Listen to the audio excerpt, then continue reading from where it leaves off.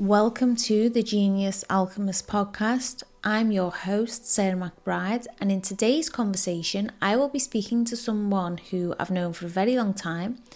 He actually trained me in multiple modalities, and he's an expert in his field, and especially covering narcissistic abuse, emotional trauma, complex PTSD, and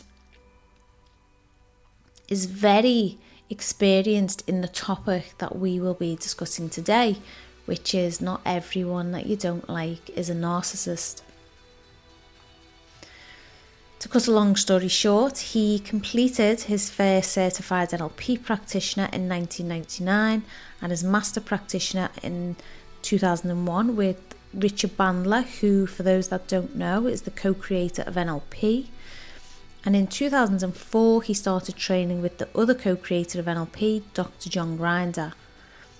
Now, as well as a private coach and practice, he also trains people to become certified NLP practitioners and master practitioners and coaches all over the world. And from 2010, as well as running certified trainings in NLP, hypnotherapy and EFT, this is when he started to specialise in helping people with PTSD and situational anxiety due to trauma.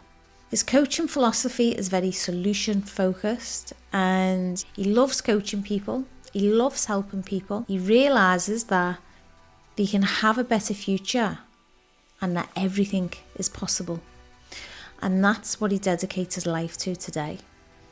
And he's developed a range of courses including NLP, mindfulness-based cognitive techniques, anxiety and anger management to service providers and service users of Mind, a national charity in the UK, which supports individuals with trauma, depression and other mental health issues. He's qualified in a lot more than we can mention today. I've kept it as short as I possibly could because, as I say, his experience and knowledge in these fields is extensive. So let's get to it. So in this episode, we've got Terry McCoy, who I'm really excited to bring on because Terry is someone I've known for a number of years. Terry is someone that's mentored me. Terry he actually trained me in NLP, hypnotherapy, IEMT. You'd had a part in the IEMT. Yeah. Mindfulness, yeah, and the business brain. Everything. Yeah, loads. So you can imagine Terry's knowledge and depth in all of these topics. So did you do EFT with me? Emotional freedom technique? No. Oh, I just thought you. No. That's probably the only one you haven't done. It probably is, yeah. So I've known Terry a number of years, and this is a huge topic that I feel like is really relevant because of all of the names you see and the naming on social media of narcissists and diagnosing each other as narcissists and generic talk about narcissism and narcissistic abuse. And everyone now seems to be in a relationship with a narcissist, which obviously can't be true. So that was what birthed this podcast of not everybody you don't like is a narcissist. And also, I've had actual experience with an actual narcissist. So, and Terry helped me through that. So, yeah, I really want to bring Terry on to talk about this topic because I know it can help so many people. And yeah, to discern what is a narcissist and what isn't. And also how to overcome, techniques and how to overcome narcissistic abuse. But I'm going to first ask you the question, Terry.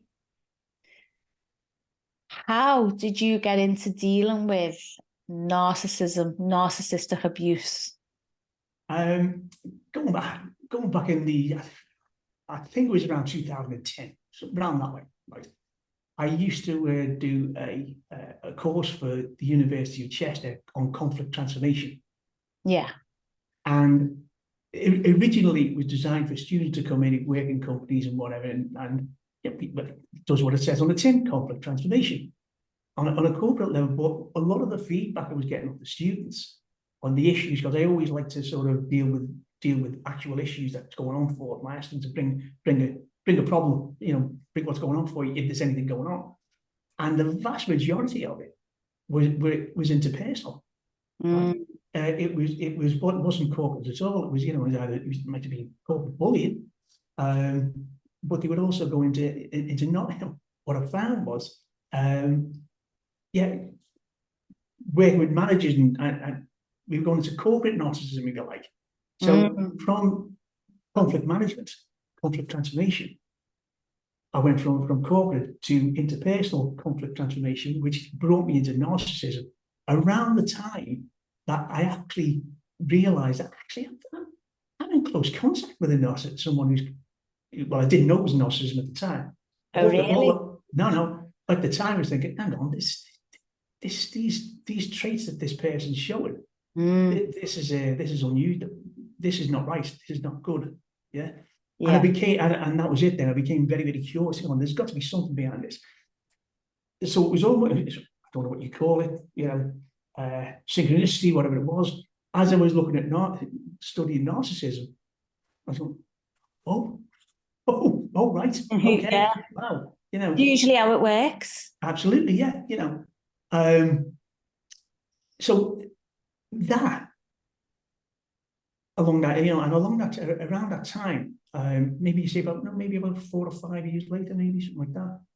So 6 years ago, if you like, so going back about 11 years, something like that, for the conflict transformation. And 6 years ago, well, a guy called Richard Bandler dropped me a personal message on my Facebook, because he's known me for about 20 years. He knows I'm a coach. He knows that, been around a bit, what I mean? Yeah, and I know you've been around a bit older than the tooth, a bit longer than the tooth. Yeah, well, old in the tooth as well. It's a bridge, so old in the bridge. So he said, look, he's, as many people will probably know, he's probably considered one of the foremost experts on narcissistic abuse and recovery from.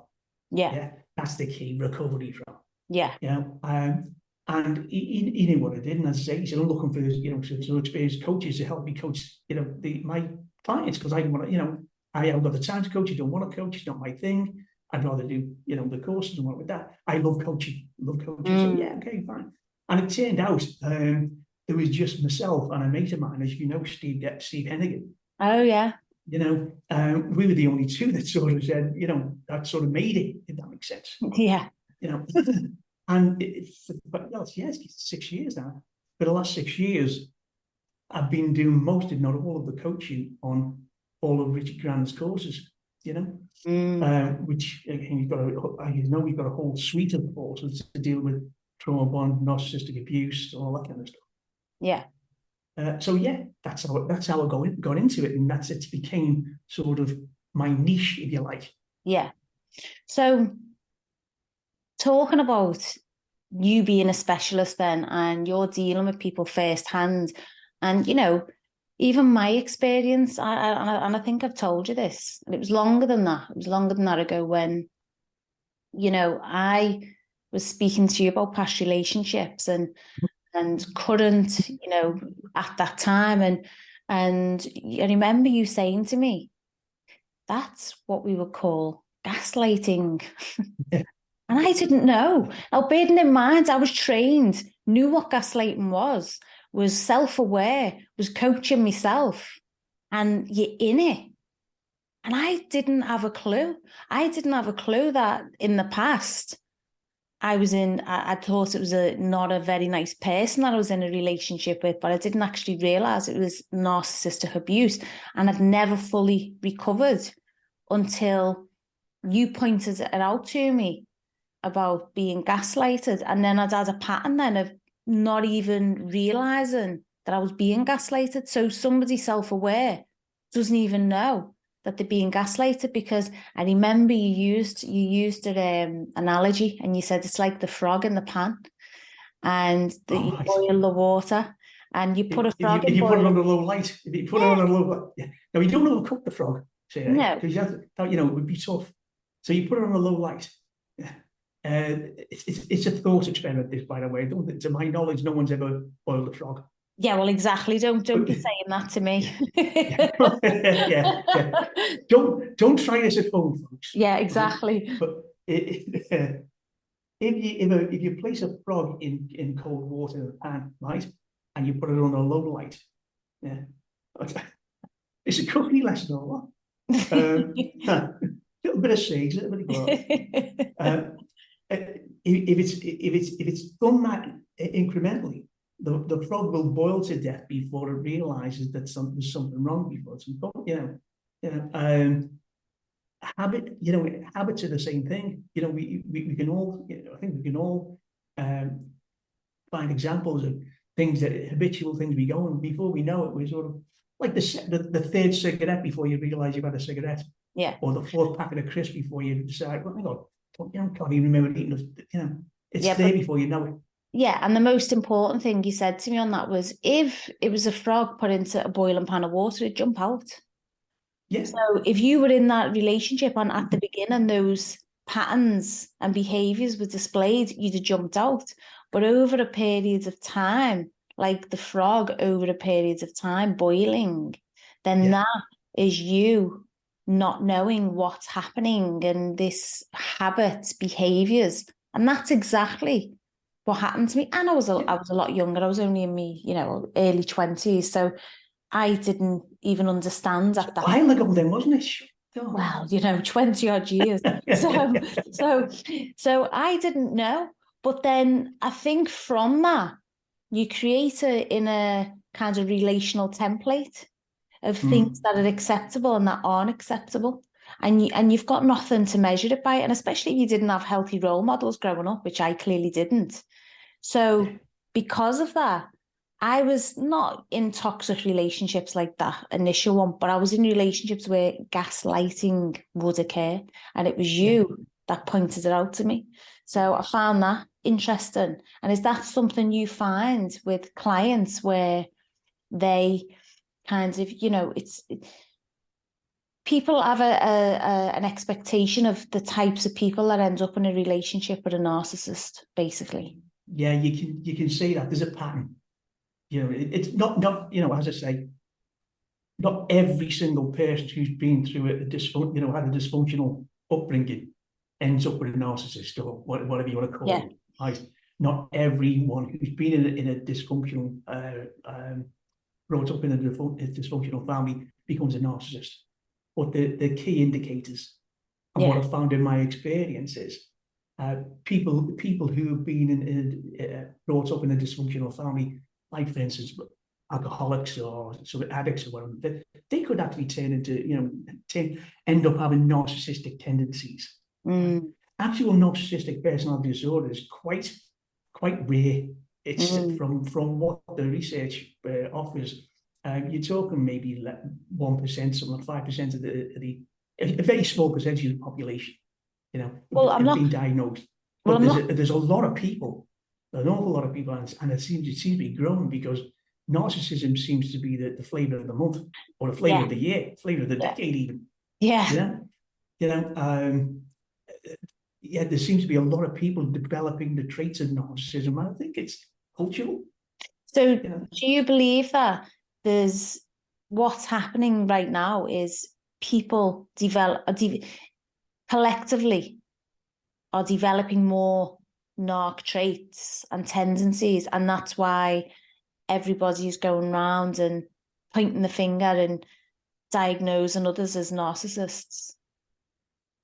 I think it's a major factor, should we say? Again, not everybody, but it's a major factor. We're encouraged. If you look at social media, it's the narcissist's playground, isn't it?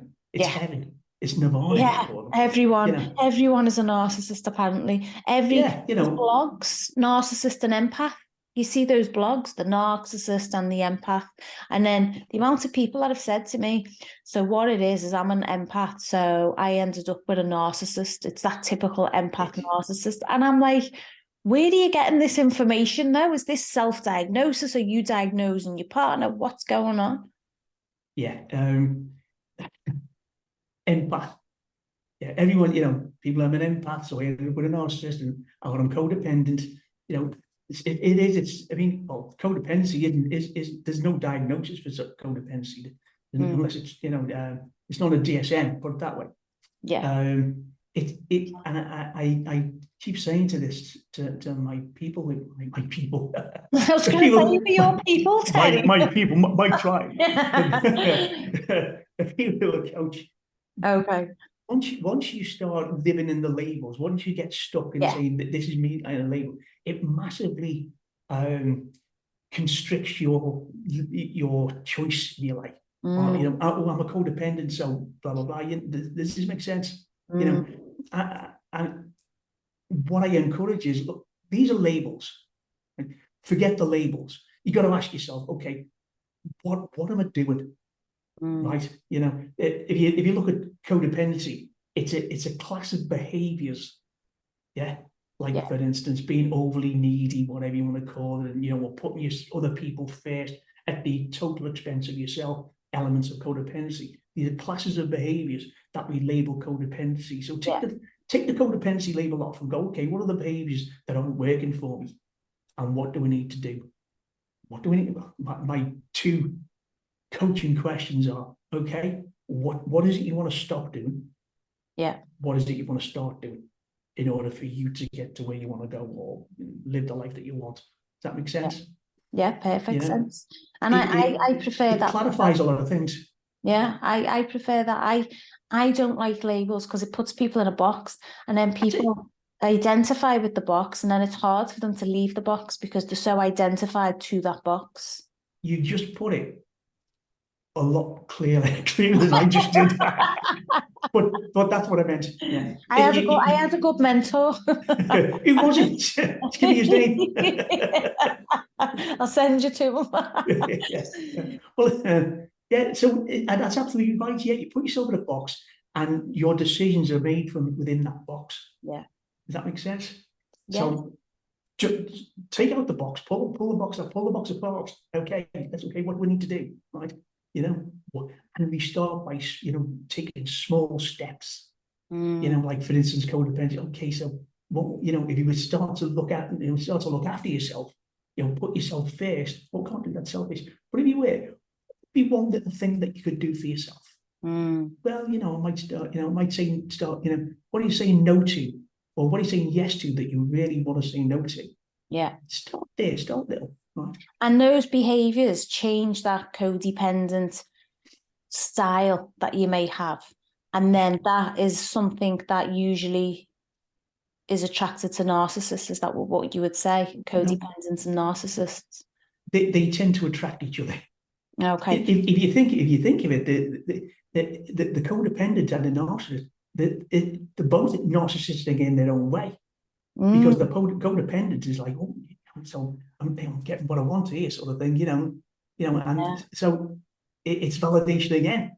You need me, I need you, but it's when it gets really sort of gnarly and nasty, and at some point the one on the receiving end goes, this isn't right, when they're realizing that actually the water's boiling and they need to get out. So what would you say? Because I know what you just mentioned before about statistics. There's a very small percentage of the population that... It's smaller than we think, put it that way. Yeah, that are... More than you'd think. Or Facebook would have us think. Exactly. So in that case, what are the typical traits of a narcissist who... Without naming any famous people in the population, without going there, what would you say, like, typical traits and behaviours that you would see, or past archetypes that may have died and passed on that we can name? Trump, there's one. He's not passed on. Come on, Teddy.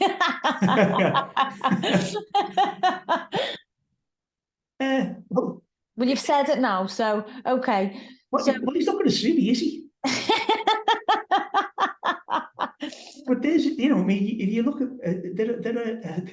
there are lots of people. I mean, okay, I'll give you the traits, and you can say, oh, well, hang on, you know. So if you look at the DSM-5, you know, there's a range of traits that say, okay, if you've got 5 of these, then you've got MPD, and you know, again, only as clinical psychologists or at that sort of level can diagnose you know, someone with MPD.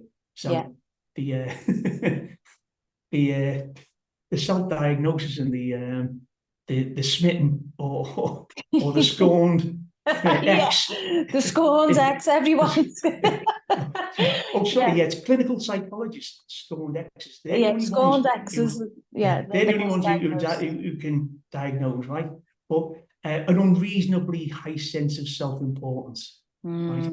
Now, this could actually be, I mean, I find this funny actually, because I do look at Facebook and I find myself looking for, you know, when you see people who come up all the time and they're full of their own self-importance. You can actually become a day. Oh, come on, I've got to see what they've got to say next. Come on, I've got to, you know. Are you diagnosing there, Terry, by any chance? No. But yeah, I think when someone's full of their own self-importance, you can sort of tell, you know, when they're going to share something with you. You know, have I ever heard you say, I'm going to share something with you, I'll never speak to you again? Okay? I might have done that, I don't know. Yeah. Find something else to say. I don't think I have. I'm kidding. But you know, but you know, I'm a narc to a degree, so you know. Well, we all are. Exactly. That's my point. Yeah. it's a spectrum, right? Yeah. And there's a level of healthy narcissism you can have. You know, you go the other end of the spectrum where you know you egoism, which is the codependency to the nth degree. And think about the other end. Think about people that have got no self-esteem and whatsoever. I mean, you know, you think about those and there's no self-importance, everyone else is first. So yeah, I do believe we need some degree to have a healthy sense of self, because if you notice what we've both been saying, you know, for a while here, right? Self-importance, self-esteem, you know, self-care, self-awareness. It's all the self. Right? Yeah. If you can have a health, for want of a better expression, develop a healthy, robust sense of self. I'll use the word robust on purpose. Robust sense of self. It goes a long way to warding off or making sure you don't fall into these abusive relationships or helping you know. This making sense? Yeah. One of the ways you can do this, and for me, with the way, it's certainly a brilliant, excellent start, is having a real strong sense of your own values. Yeah. What's important, your own model philosophy, if you want to call it model philosophy. Yeah. That's part of, I even teach that. So in my program, which is for business, there's an inner work part first. And the first thing we start with is understanding your morals and ethics and values, so you can convert them into a set of healthy boundaries, because that's going to form the basis, not just of your life, but then your business as well. Spot on. Absolutely. And if you transfer that to your personal relationships, okay, what are my values here? What are my negotiables? What are my non-negotiables? Yeah. What are my I sometimes call it desires. You know, what's the icing on the cake, if you like? So a non-negotiable might be, well, they've got to be faithful, trustworthy, whatever it might be. A heart's desire might be, well, you know, I'd like them to have a sense of humour. Icing on the cake might be, well, he looks like, I don't know, who's a bit of a heartthrob at the moment. I don't know. We'll just say an Adonis. An Adonis, yeah. We've all got different tastes, haven't we? So let's just say Adonis. Yeah. So, but you get me point. Yeah. You know.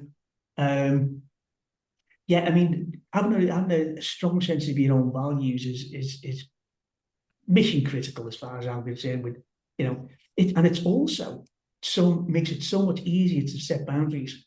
Because you know what, if you know what you'll tolerate and what you'll no longer tolerate, what you won't tolerate in a relationship, it's much easier to say, well, no, sorry, some people call them red flags, you can have, when people say red flags, there'll be red flags that the instant dismissal, if you like, that makes sense. So for instance, it could be, infidelity, like, no, that's a no, go, right? Yeah.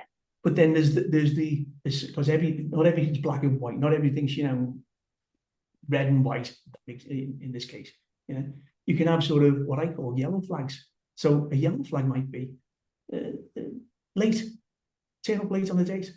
And then you go, okay, well, I did say, 8 o'clock. Then the second time, third time, okay, third time, it's a pattern. So you know what, I've got to address this. Yeah. And it's either if they don't change, then it's a deal breaker. Does that make sense? Yeah, of course. And then not enough talking about green flags though. So I see a lot of this is something I see a lot. This is my opinion, but I'm going to express it anyway.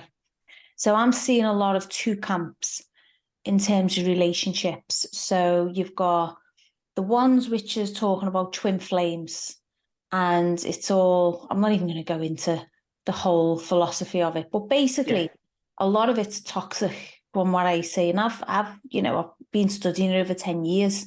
And twin flames. So twin flames in terms of people say that there's a soul split into two at the age of dawn, and then they're brought back together, and there's a runner, and there's a dynamic of a runner, and there's a dynamic of a chaser. And then everyone I know thinks they're in a twin flame dynamic because they've got a toxic partner. So they've got someone who's running and they're like, oh, it's my twin flame because he runs and I chase. And so you've got them that are pushing that ideal of, oh, you've got to just keep up the work, and you've got to keep doing the inner work, and you've got to keep doing this and that. And then you've got the other complete opposite end of the spectrum, which is complete, everything's a red flag. You're not allowed to do a thing wrong. You're a narcissist if you've, made one mistake. And, there's barely anything in the middle that's quite healthy. And you put me onto the Gottman, I think it was you, the Gottman Institute a while ago. Yeah. And I look at all their stuff and what they talk about. And I've seen a lot of stuff, isn't it? It's brilliant. And I've seen people reiterating it, and you can tell, they're just regurgitating. They haven't, really embodied the experience element, or they don't know the studies fully, but they repeat some of the stuff and the words.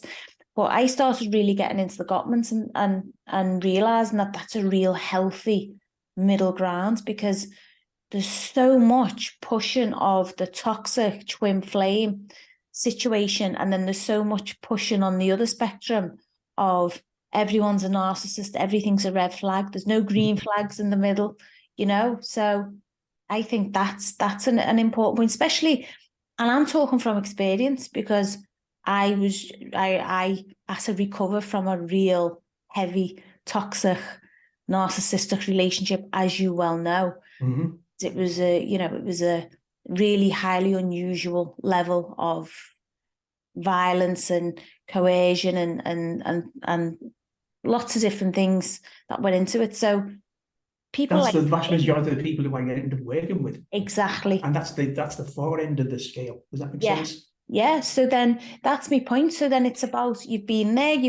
We need that middle ground. And that's why I think as well, when you're recovering from narcissistic abuse, there can be a lot of spiritual bypassing as well with and I was getting it, well, it's because this, it's because of that. And, I'm so glad that I really come into my own innate wisdom and power to feel what I felt was right and what was wrong. And in other words, you worked it out for yourself. Yeah.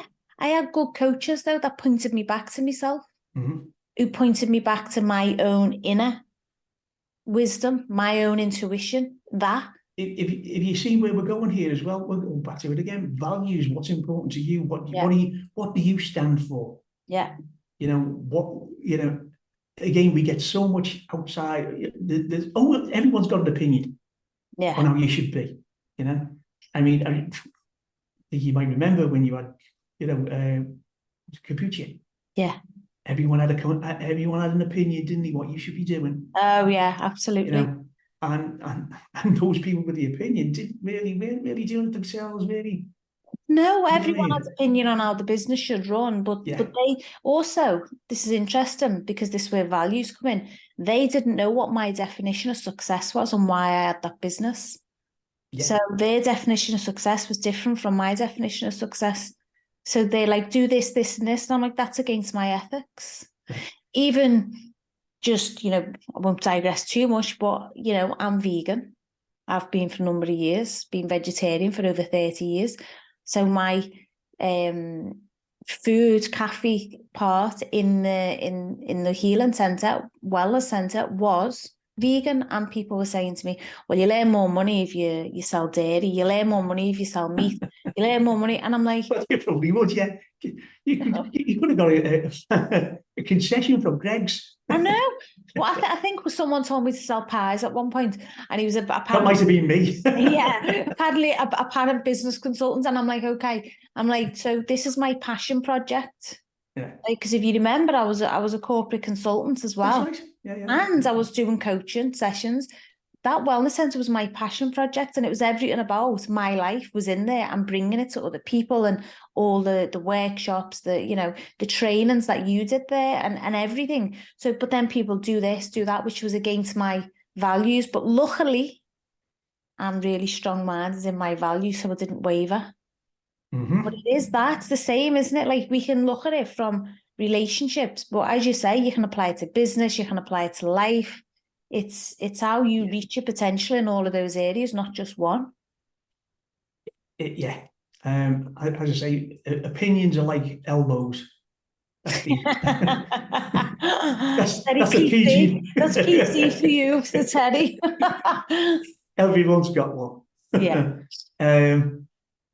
It goes down to values again, but and again, is where we fall, because we get so much outside pressure, influence, peer pressure, you name it. Right? This is the way you should live. If consumer capitalism, consumerism, buy this. Especially children, kids, we're under pressure all the time, to be a certain way, to act a certain way. Yeah. It goes back, and I'll go back to this, to bring it back to relationships. You decide what's important to you in a relationship. Yeah. A great example, you came up with the definition of success. That's a great example in that you write the word success down and ask 10, 15 people what it means. There'll be 10 or 15 different answers. They might have some overlap, but there'll be 10 or 15 different answers, I suspect yours is similar to mine, as in, it's not about the money. Yes. Money's great. Money's a consequence. To me, money's a consequence. It's a consequence of changing people's lives. Yeah. That's for me. It's not about that being first. Yeah. And I know it's become a bit of a cliche. If you do what you love, the money will follow. Yeah. And sometimes it does, sometimes it doesn't. In my case, thankfully, it does. I don't think I'll ever be a millionaire, but I don't care. I'm not that bothered, to be quite honest. You never know. You've still got a few years in you, Teddy. Yeah, a few years. You'll be around. You'll be around when you're 100 teaching NLP and hypnotherapy. Well, I have got a sort of, amended contract. I'm going to be around till about 108. Yeah. Right? And then I'm going to take out a yearly option. That wouldn't surprise me. So 109, I'll go, okay, what's going on now? Am I enjoying myself? Yeah. I'll crack over another year. If not, no. So, do you feel, know what you're doing right now.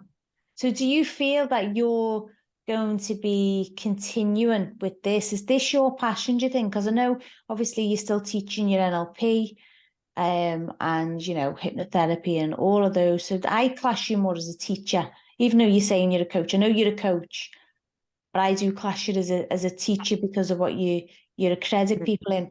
But is this more your passion, the coaching and helping people like recovering from this kind of, you know, abuse? I'm a bit wary of the word passion, you know. What I will say is I love coaching. I love coaching. I love helping people. Actually, there's another story. There's a story. It's actually the values in that. I love helping people. You know. Yeah. I know. Again, I know it's become a cliche, but if you won the lottery, would you still do what you're doing? Right. And I can honestly say, you know, no sort of. Oh, of course I would. Yeah, I would. Oh, definitely. I would. Yeah. I might charge more. But I'm joking. I'm joking. No, but I would, because I really do enjoy it. You know, I love to see, especially with this particular sort of subject, because you get people who are really in the depths of despair. They don't know their bums from their elbow. Yeah. Right? Because they've been so brainwashed, so gaslit, so, you know, and their self-image, their self-esteem is on the floor. Yeah. And to be able to sort of, or to watch them sort of even moving forward, go, okay, actually, yeah, I have got a life. In fact, I often say, because a lot of people get caught up in the past. They go, well, you know, because my mum was this, and my dad was this, and this, and you know, therefore I can't do this, or this is why I'm like the way I am, right? Yes, it's a factor, but it's not the end of the world. Yeah, they've been through an awful lot, terrible times, right? You know, but they've got a future. You've got a future, right? And that future depends on the decisions that you make on a daily basis from there on, from today onwards. Does that make sense? Perfect. And explains it well. Good. Oh, good. Okay. And even if, so let's say, for instance, I don't know. I'm trying to think of an example. You know, let's say, so I'll give you an example that just sprung to mind now. There was a lady who was working with in Dubai, and without going into what she's gone through, she'd been through a lot, right? To the point where she wouldn't go out the house. She felt terrible going out the house, right? You know, she was rebuilt her life basically, right? So her first step, right? First, you know, she couldn't get out. Her first step was just going for a cup of coffee on her own, to the equivalent of Costa in Dubai or whatever it was, you know, right? Yeah. And you know, for her to get there and send me a photograph, you know, with a cup of coffee on her own, that for her, that was a big step. Yeah. Not too big that she couldn't do it, but enough to feel a little bit uncomfortable. Yeah. Yeah. But still doing it anyway. Brings me to an important point as well. What a lot of people prioritize their feeling over the action. So they say, let's use that as an example. They, you don't want to go to Costa for a couple of, I've never been up the house before. You know, I haven't been up the house for years. But you know what? I'm going to go to Costa for a cup of coffee on my own. By the way, I'm not a commission from Costa. Just to give I know, yeah, I was wondering what was going on. Why not Starbucks, Eddie? Because that's shit. Oh, did I say that out loud? Sorry. Oh, clearly biased. Go on. Other coffee shops are available. Where were we? Oh yeah. So you know, I want to go to the coffee shop, right? I've got this overwhelming, this anxiety, whatever you want to call it. Yeah. When they prioritize that over that, it keeps them it's stuck in one place. However, and we both know, anxiety isn't lethal. The feeling's not going to kill you. Right? Yeah. You might think in the moment that it is. Absolutely, yeah. Yeah, well, that is the problem. Because you know you feel as though you are dying. Yeah, it's the story you tell yourself, and then you start spiraling off, and then you think you're going to have a heart attack. That's right. You don't realise it's just anxiety. Yeah. I probably mentioned this on one of my courses, so you may or may not remember. that sense, whatever sensation we call it, anxiety, love, whatever sensation it is, that physical sensation can only last 90 seconds, around about 90 seconds, 120 seconds, something like that, right? And as you probably guess, well, you might say, well, hang on, I've had an anxiety attack for 15, 20 minutes. What happens is it has to be, it goes about 90 seconds, 120 seconds, something like that. And in order for it to go on, it needs to be re-triggered. Okay. So cha-ching, cha-ching, cha-ching. And So what re-triggers it? Your thought process, Right? And and you keep doing it. It's like it goes into a cache in your brain. You're like, if you really use the computer analogy, and you go and you see something anxiety produce in your brain, also, oh, I know this is where we get anxiety, and we go boom, boom, boom, boom, boom, boom, boom. Yeah, habitual, right? So not to diminish what anybody's been through if they have suffered from abuse, should we say, or toxicity in the relationship, but just some form of abuse. Yeah. It's not to diminish those people that have been through that at all, by any means. But I think the whole purpose of why we're bringing this up is because it doesn't mean just because you were abused and they were abusive or toxic that they were a narcissist. Mm-hmm. It could just be plain old, but when I say plain old, they just maybe just cruel people. Cruel people or people damaged people, whatever it might be, whatever wounded, you call it. Yeah, I always think just of wounded hurt people hurt other people. That's the pattern I've noticed, So it can be, it could be people who've got tendencies to be cruel, as you say. Doesn't mean it's narcissistic, but I think it's. But it also, the thing is though, if we say, oh, he was a narcissist or she was a narcissist, it because I've said this on a number of occasions, sometimes it almost not dignifies, I'm not talking about, dignifies the behavior. If someone says, I'm a narcissist, it's almost like I've heard some people use it, and it's almost like a badge. How do you want? Yeah, I'm not, yeah, I'm a bit of a narcissist. Or, if they call someone a narcissist, it just somehow almost excuses their behavior. Yeah. If that makes sense, right? But if we go back to, okay, forget the labels, narcissist, all those things, right? Yeah, you got to ask yourself, okay, the way I'm being treated, is it the way I want to be treated? Is it the way, do I deserve to be treated? Well, not deserve, because but is this the way a normal functional relationship should go? Now, you might say, as we said before, when you're in the boiling water, you don't know. Yeah. And that was going to be my point. Sometimes you might not know. I know I didn't know when I was a lot younger. I didn't know.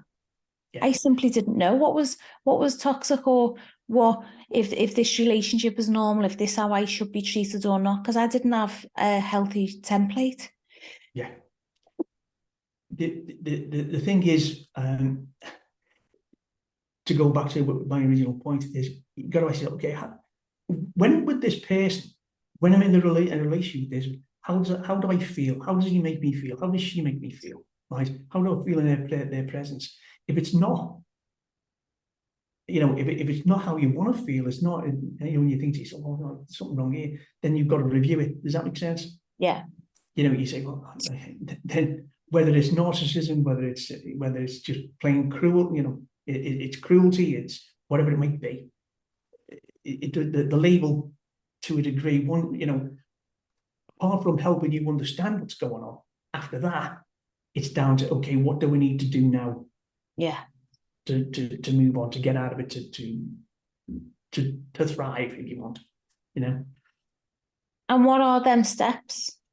Like, obviously, people should seek one-to-one help, in my opinion, because I know I've been through it, so I'm speaking from experience. So, and I'll put all your details as well in here if people want to reach out. But what could you give people as a quick, almost like a roundup of steps that they could begin to take? First and foremost, whether you do it yourself, whether you do it with someone else, whether you research it on Google, find out, discover, develop your own moral philosophy. You develop your own, find out what's important to you, not what you think. Now, it is another point, actually. When I've said, talked about values, what I've discovered is, with a lot of things, what you find is some people have the values that they think they should have. Oh, I know. If that makes sense. Yeah. That's one of the things I teach on my course. Is this a nice to have? Because you think, oh, it sounds good to have this value. Or do you actually embody and live and breathe this value? Yeah. I'll give you a quick example. Two quick examples. One, marriage is forever. Value, right? That was a value of this person, right? She was in an abusive relationship, emotionally abusive relationship, right? But the value passed down. Well, when I say, okay, is this your value? But no, it's parents. And you've got to, again, it's separate now. Okay, they were my parents' values. Is this value useful for me? Yeah. Useful to me? Well, it might marry. A good marriage should last forever. But this relationship isn't. That makes sense. So yeah, I know myself, my values when I was 18, are totally different to the values I've got now. Absolutely. Same. Mine change every few years because as you develop and grow. That's right. So it's useful. It's useful to review them every few years. Yeah. So that's the first step. Understand your moral philosophy, your values. And along with the first step, even before that, it's give yourself a break. Give yourself, show a bit of self-compassion. That makes sense. There's an awful lot of come across an awful lot of guilt and shame. Yeah. Because well, you know what? How did it stay there for 10 years? How did it, I had that, yeah. I'd say and people, I've had people as well say to me, even recently, wow, I didn't know you were in it that long. Like 8 years when I was younger. And I was like, 19, 20. But yeah, it's the shame because there's judgment as well associated with it. And you should have known earlier. You should have got out earlier. You should exactly. But again, we and the analogy I use, if they understand the analogy, is it's like playing poker, and you wear your on now with a full house, right? A really good hand, and you're looking back at a time 5, 6 years ago when you only had 2 pair, and going, do you know what? I should have played this hand then. Yeah. Well, you didn't have a full house then. Yeah, you didn't have the tools to deal with it. That's right. Yeah. We all of us, me, you, everyone, we all do. As strange as it might sound, we all do the best we can, make the best decisions available with our perceived resources, with our perceived choices, with our perceived So to guilt and shame, to me, is particularly useless in that context. Unless you learn from it, unless you go, okay, I know this now. All right, no need to feel ashamed because I've learned something. Right, guilt, okay, I did some, I would class it in the context of an abusive relationship. It's unhealthy guilt because it's not they're not your standards. You're feeling guilty over it. But it's about letting go of that shame, guilt, and all that, because that just adds more trouble to the pile, if that makes sense. So give yourself a break, compassion. So from personal experience, I'd like to add that I feel like it's really difficult to let go of that without the support of working with someone else. You might be able to do it on your own, but that's my opinion based on experience. And as you know, where I am now and all the clients that I work with and how I help them move through similar situations, it's people, they just don't know where to start. So I think they're good starting points, what you've pointed out. Yeah, a good therapist or coach or whatever you want to call, change agent, will ask you the questions that you don't think to ask yourself. Yeah. And there's another, I think, is a really important element. When someone asks you the question and provokes a response, when you actually say it out loud, the response out loud, it acts as feedback to yourself. Yeah. And you go, oh, hold on, you know. I mean, I'm sure you've done it. No, I've done it. Yeah. I've heard myself say something out loud and go, well, actually, that's not quite. That's not quite. You know. So yeah, working with someone who you trust, got to trust them. Yeah, you got to know what to do with. Yeah, obviously. Yeah. Can't have just bought them. You would be surprised. No, listen, I know, because as you know, I coach a lot of coaches. So my first thing I'm doing is looking at, well, yeah, you've got life experience, and that's great, because that's what's going to help you with your clients. But also, do you understand frameworks? Do you understand safeguarding? Do you understand how to deal with the psyche? And then I'm looking, well, what are your qualifications? And as you know, I refer a lot to you to get formal qualifications from someone that's been in the industry a long time. You know me, you know I am. I like the magic. I like the magic. I like the alchemy. I love the intuition, but I also love solid frameworks as well, because you're dealing with people's mental, emotional well-being. So yeah, I mean, I think it's a great topic, and thank you for exploring it. And you know, I think we've covered quite a lot, but obviously there's more to go. But I think there's a lot more. Yeah, but you know, if anyone wanted to reach out to you, I will put your details on. But what's the best way to reach out to you if somebody wants to make contact with you to discuss a little deeper? What's your email? Terry McCoy. Yeah. TERRYMCCOY, just in case you didn't know. Well, I'm going to put it in the comments so you don't. There you go. Terry McCoy at the NLPworks.com. Okay, great. So what I'll do is I'll put links to how people can reach you. And, you know, I'd like to say as well, yeah, you know, you were great at helping me, and I think you'd be great at helping others in this area, but also even the training element, if people want accreditations, like someone that's been doing it for, is it 2004? 2003. 2000. A it's year important. 2003. Yeah, 20 years experience. Actually, 1999 was the first official NLP practitioner course that I went on. Or even prior to that, mid-90s, I'd started dabbling. Yeah. If that makes sense. But I went fully professional in 2003. Yeah. Well, pre-professional still counts. It's all experience. It's all experience, yeah. Over 20 years. Well, thanks, Terry. It's been lovely to have you on, and I think we've covered lots of different things today, and I'm sure you'll be back on again in the future. Great. I look forward to it. Thank you. Marvellous. Thank you for tuning in to the Genius Alchemist podcast. If this episode has ignited your curiosity or inspired you in some way, then I encourage you to subscribe and share with friends. For those that want to stay in the loop and be the first to know about future episodes, special offers and free resources, make sure to check out the link in the show notes. By joining my mailing list or reaching out through that link, you'll have exclusive access to all the latest updates and ways that you can connect with me. I look forward to sharing more inspiring stories with you all in future episodes.